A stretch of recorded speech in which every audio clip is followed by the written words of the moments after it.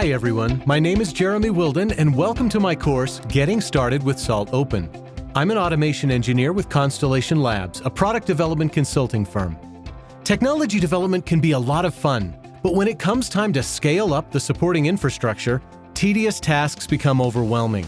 Salt Open helps you automate many configuration and maintenance tasks to avoid costly mistakes and downtime.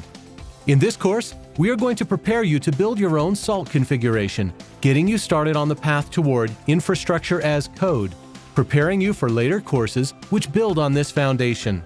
Some of the major topics that we will cover include setting up Salt minions and a master to orchestrate your fleet of servers, targeting specific minions by name, OS, or other key attributes, running commands, installing packages, and managing files on minions, and finally, building a basic Salt state to manage a collection of minions. By the end of this course, you'll know the key steps for building a basic Salt automation system and applying Salt states to minions.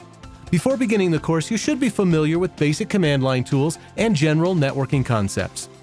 From here, you should feel comfortable diving into Salt Open with courses on using Salt Open for configuration management, using Salt Open for cloud management, and using Salt Open for event-driven automation.